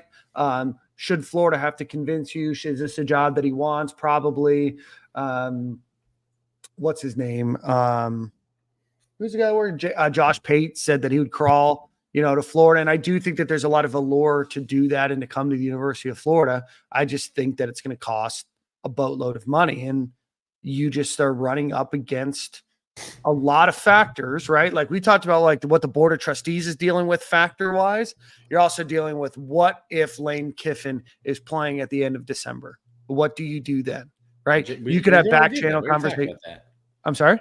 I said, I already said that you're punting. If it's Lane, you're punting this recruiting class. Well, if you're punting this recruiting class and you're no longer 1 year away from being competitive in the SEC. Yeah. That's right. That's, so like that's what I'm saying we're talking out of both sides of our mouth here. I'm not criticizing what you're saying, but like if Lane is interested in Florida because he can turn it around very quickly, make an impact and build a competitive roster, but at the same time, Florida's going to be without that. You're going to have a very different transfer portal season upcoming. Florida may be atrocious next year.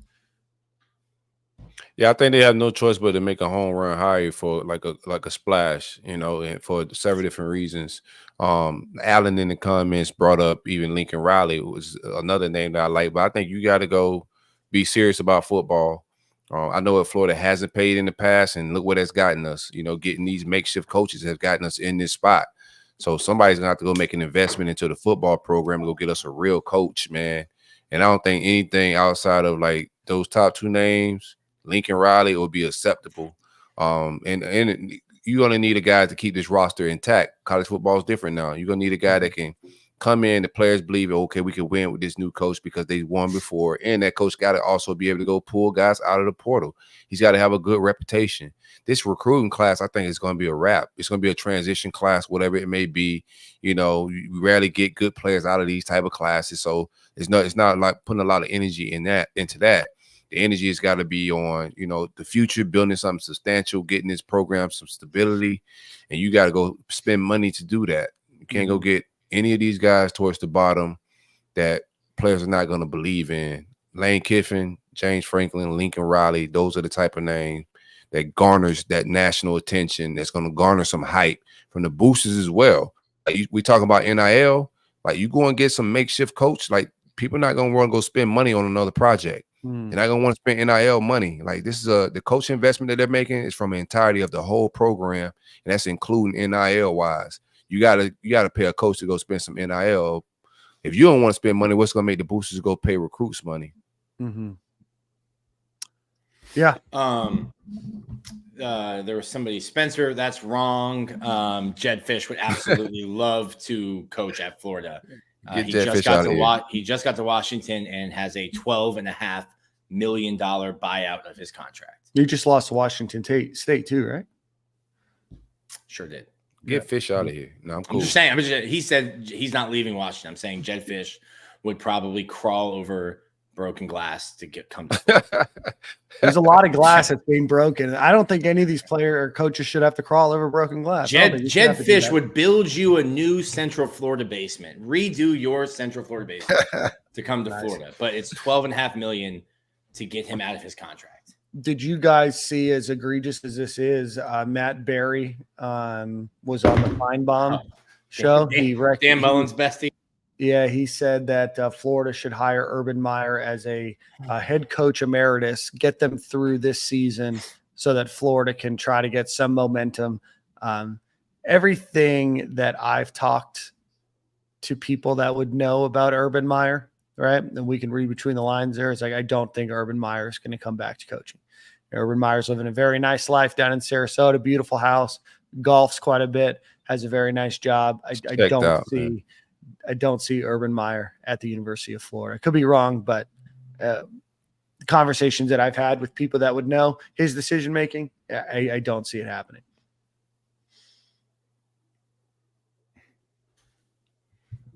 Again, George is really trolling. Like, Yeah, I don't know. I felt like Okay, George pause. the last couple weeks has been on point, That's Billy. on Napier. Now all of a sudden, maybe George is Billy.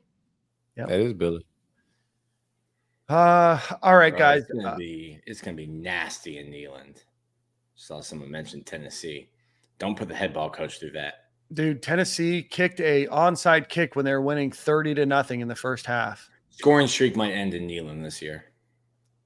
Yeah, they do have the number 2 offense and number 2 defense. NC State, they haven't played anybody else. But yeah, no, I think the Gators will score a touchdown. But yeah, they'll score a lot of points. I don't know what that spread's going to be. That spread's going to be embarrassing. 13.5? And I'm taking Tennessee laying the points. I think 13.5 early. You just don't see a lot Which quarter? bigger than that. Which quarter? No, you just don't see lines that are like much bigger than that, right? The Tennessee line will be 20 plus when Florida gets there.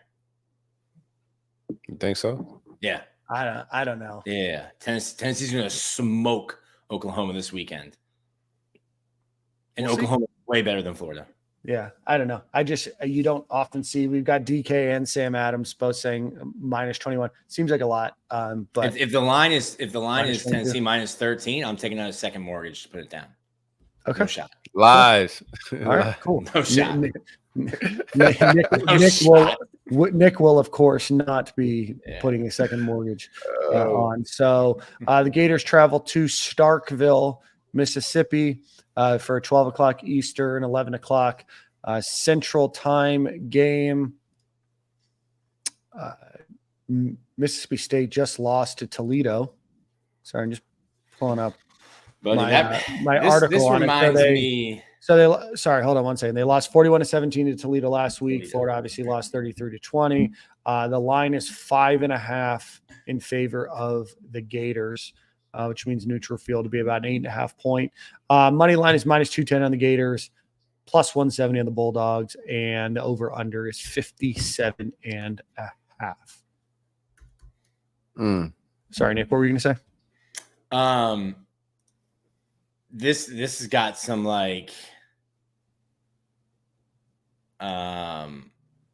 Vanderbilt vibes like that. No, it's Mississippi State vibes. Mississippi games have always been ugly. I'll tell you what. I've said this before. Two places Florida coaches go to die: Columbia, Missouri; Starkville, Mississippi. That's a terrible place to die. Only way we lose this game. 11 a.m. in Starkville. Ugh. The only way we lose this game if this team is quit. That's how we lose this game if this team is quit. Because the Mississippi State team is a terrible team. And the only way I think we lose this game if you have a team that has quit. And we'll find out on Saturday if this team is quit. I think they already quit.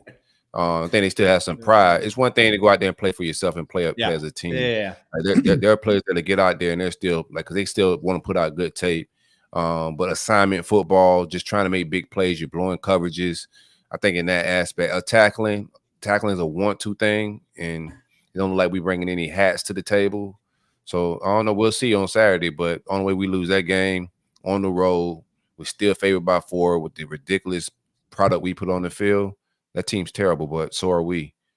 But I think we got the worst staff in the SEC and one of the worst staffs in the country, and I think we lose. We'll see how it all plays out. I want to win, but I just don't believe in this staff to get us a win. Yeah, Mississippi State is 1-2 on the season. They beat Eastern Kentucky to start the year, 56-7. Lost at Arizona State. They lost to Arizona State, and then they lost to Toledo. Them as a team, their quarterback is Blake Sheppin, who has thrown 7 touchdowns, 1 interception. Receiving. Keep those lies flying, Gemini. Guess who's leading their team in yards per attempt? He's only had 1 attempt, but it went for 41 yards. The punter. No. Creed Whittemore. One time for Creed, man.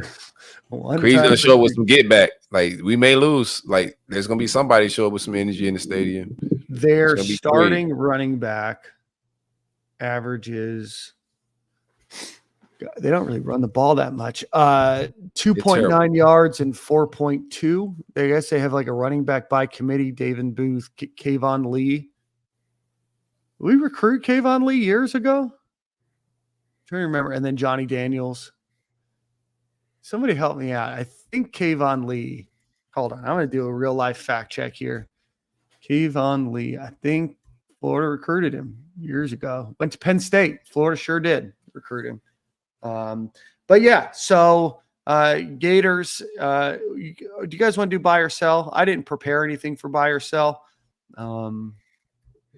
Give me. Let's do this instead. I had to do this exercise. Put the over on how many games. How many games Billy lasts? They have me writing ceiling and floor every week.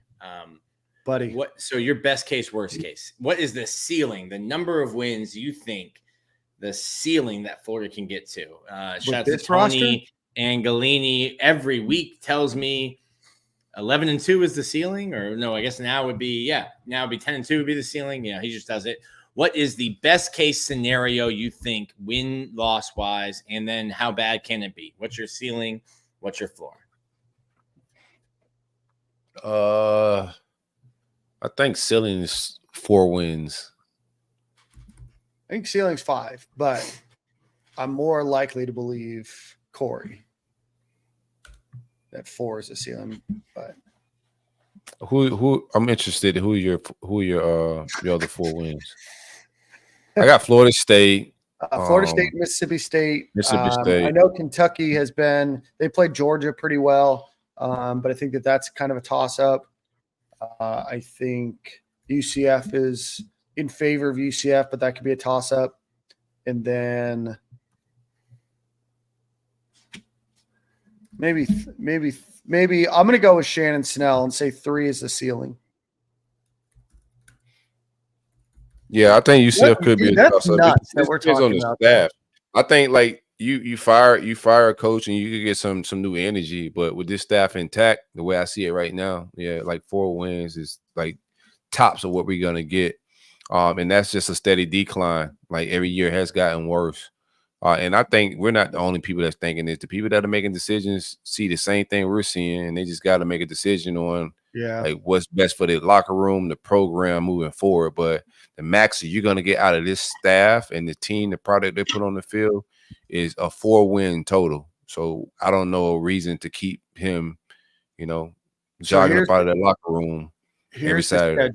Yeah, Florida has Mississippi State, then UCF, then Tennessee, then Kentucky, then Georgia, then Texas, then LSU, who had a big come from behind victory against South Carolina, Ole Miss, and then Florida State. Yeah, I think 3 is a fair number. I think it might even be 2.5. It would be my over-under, which is just nuts in year 3 with your most talented roster. Do I think that Florida could figure some things out and pull off a weird win? Maybe, but I don't know, right? Like we talked about it at this point, every win's a weird win. How'd that happen? Well, yeah. No, you're 100% right. But like Tennessee is everything that we thought they would be. Georgia looks beatable, but still they're going to beat the brakes off Florida. Texas looks very, very good. Ole Miss looks very, very good. I haven't really played anybody, but they look good. And then LSU, like they almost had egg on their face, but they came back from 21 points down to beat South Carolina. And I'm not saying that South Carolina's world beaters, but I think South Carolina right now is a better football team than the University of Florida. Yeah, man. This SEC is a very open conference this year. And I thought like going into that, I thought people over, ranked a lot of teams. If we had our program together, I thought we could have competed for it. Texas does look like top dog and the best team in the conference. But outside of that, man, Georgia looks beatable. Kentucky, even Ole Miss. We'll find out what Ole Miss is as they get into more like conference play. Like everybody keeps saying they're into the playoffs. I don't know. And like I gotta see Lane Kiffin and the guys play more games to see if they're a playoff team. But it's just time to move on. I want to ask you, both of you guys, this question: when do you think the firing happens? Don't ask me my thoughts on Glenn Schumann. Viking hat. That's my thoughts on Glenn Schumann. Florida State or Florida. If Florida loses to Mississippi State, it's this weekend. If Florida State beats Mississippi State, then loses to UCF, I think it's then. I think if they look completely out of sorts against Tennessee, which I think that they will, I think it's sometime in the next 3 games. with a much higher likelihood of it being after the UCF game. Remember that one UCF beat writer that came on that said that's going to be the nail in Billy Napier's coffin? I mean, we might have a Nostradamus. Bro, they came nail, back. The nail's in the coffin the week 1. Like, what are we talking about? The nail's been in the coffin. This is a dead man walking. I don't know what's going on or what's taking so long. I do think bye week provides them an opportunity to kind of figure some things out. They're on the road. No fan accountability with booing. And the bye week right before Georgia? No, you got a bye week before UCF. Oh, you're right. So, yeah. Even if you beat Mississippi State, you don't deserve to coach. Yeah. That's the problem. That's the problem that you're in right now is that nothing you do Saturday is going to make the fan base or the boosters feel any differently about you. Nothing you do in 3 weeks, UCF, is going to make the fans feel any different or the boosters feel any different. It's over. It's over. You're going to get murdered in Knoxville. You probably lose to Kentucky for the 4th straight year. Like outside of, like I said, I think Billy Napier is back here next year if he wins 6 or 7 games because you would have to beat a Tennessee as you continue losing. Ain't that take up, Nick? No, that take, bro. The take makes sense because look at the rest. Pull up the schedule. Look at. I just did to beat to win 7 games. That means you're beating Ole Miss. That means you're beating FSU. That means you're beating LSU. I don't think it matters. I don't think it matters. I don't think they're going to. Like, all right. So let's to answer Stokes' question. I think the next loss. Nick, let's play an exercise here real quick, right? If Florida beats Mississippi State, beats UCF, beats Kentucky, and beats Florida State, that's 6 wins.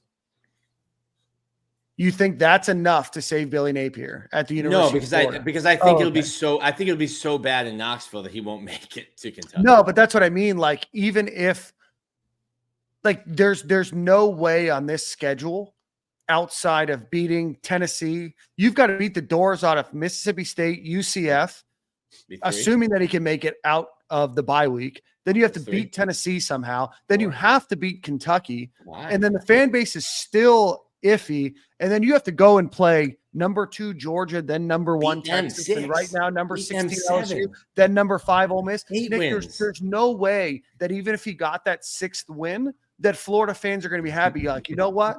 We're going to trot this back out next year. We're going to look like a stupid cartoon goofy thing that, It is a wrap, man. Like Christmas. Everything's under the tree. Frank. I'm ready to open up my new coach. Pause. Big pause. Pause. Yeah, I think next loss. Which could very well be in 5 days. But yeah, like I think he could win the next 2 and coach Florida in Neyland. I think that game is going to be so bad for Florida that you could essentially Lane Kiffin him and just leave him in Neyland, leave him in Knoxville. But like I don't know that Florida will win either of their next 2 games to get Billy there. Our guy Rawhides is back. He'll be fired on Monday. You heard it here. Boosters don't want Coach Billy Napier. It's over. It's over, man. Warren, appreciate that. Black Pine Labs. Nick, I think I was like leaned back like this and texting my wife back. You're popping in. Yeah, I think you were not a sponsor. Oh, yeah, I think you were throwing around a nicotine pouch in your lip. No, but all right, well, that's where we're at. It's a wrap on this podcast. It's about to be coaching search time. Picked man, exciting year to have a newborn. No, I mean, this is a great time because you have a lot of time at night to be able to search, see what the latest trends are, whose names out there, who figured out a way to track the UAA plane.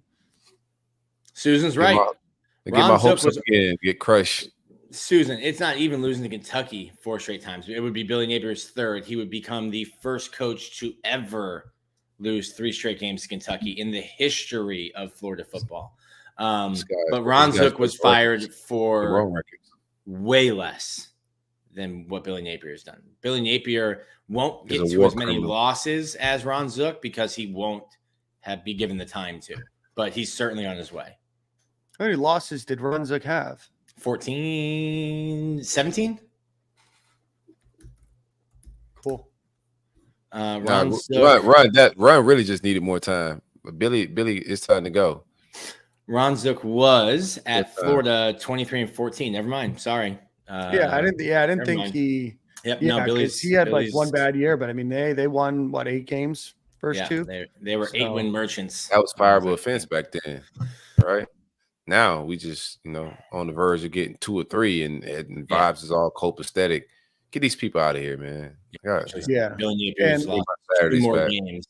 Nobody ran Dan Mullen off, but Dan Mullen. Dan Mullen ran himself off. So yeah, I'm getting weird people like I posted something about Jake Slaughter because Jake Slaughter. People don't watch ball, man. They just be like on I'm Twitter. getting like, who was Jake Slaughter recruited by? I'm like, Jake Slaughter's from Ocala. Jake Slaughter would have walked on at Florida. Well, he was going to go to FSU. They flipped him. He definitely would have got playing time if he'd have walked on. He still be starting. That's for sure. All right, guys. I think that'll bring us to the end of our show. Corey, you have the song of the week. Find me a jam. Hey, man, y'all boys don't call customer service football customer service. Stay away from that. Do not annoy the person that's at the. What happened? At the there was people were tweeting out the line for the University Athletic Department yesterday. Sharon, he's at the front. That receptionist does not make enough money. That's like the other thing I said too. Like I tweeted at SC officiating today, and I was like, "Damn it!" And I replied, "I apologize to the intern that handles his account because certainly Greg Sankey's not looking at it. The head of officiating is not looking at it. The person answering the UAA phone is not making any of the decisions." No, that person's probably been there since Spurrier was playing football. You know what I mean? Just leave Susan alone, Poor lady, man. Yeah. Surviving. I don't know why we're getting a They're like, my name's John. My Twitter @ is Gator Tebow 15 96 06 08. Can you let Scott Stricklin know? I want him out of here. Both of them out of here. Yeah, don't leave that poor person alone. They are certainly hilarious. Shut up, Frank. Who are you? The propaganda machine. Damn, Frank's dad or Nick's dad's coming. Is my dad? Is that you? Is that you, Dad? Rawhides, appreciate it again, bro. Ron Zook did not need more time. No, but no, it was good. All right, Corey, you got song of the week, buddy. Before we do that, let's give a quick shout out to our friends over at Brunt Insurance. Go visit them at bruntinsurance.com, 944-589-2204. Go visit Home Field Apparel. Use promo code StadiumandGale. Go visit Game Time Sidekicks. Use promo code Stadium15. And then go check out alumnihall.com or go visit them next time you're in Gainesville through the end of September. So the next 14 days, 2 weeks. If you use promo code StadiumandGale at checkout, you'll get 20% off of your order. So again, that's alumnihall.com. Promo code StadiumandGale will get you 20% off of your order. Oh, man. Y'all ready for my song? Yeah. Big Sean. We're going to go with Million Pieces off his new album, Better Me Than You. Marvelous work, man. Million Pieces. Featuring Tiana Taylor and Larry June. All right. Love that. Damn, all right, guys. Well, we'll see you at the same corner, same time. If you're watching on YouTube, hit the like button, hit the subscribe button. What are you saying over there? The chat's telling me I gave Frank exactly what he wanted. Yeah. Chalk this one up. I'll see you next week, Frank. Yeah. We got to review the tape.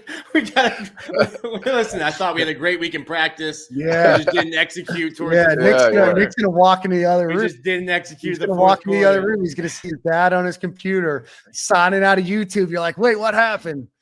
No, we got to get a walk-on host. Oh, no. All right, guys. We'll see you at the same corner, same time next week, maybe with the new head coach. See ya.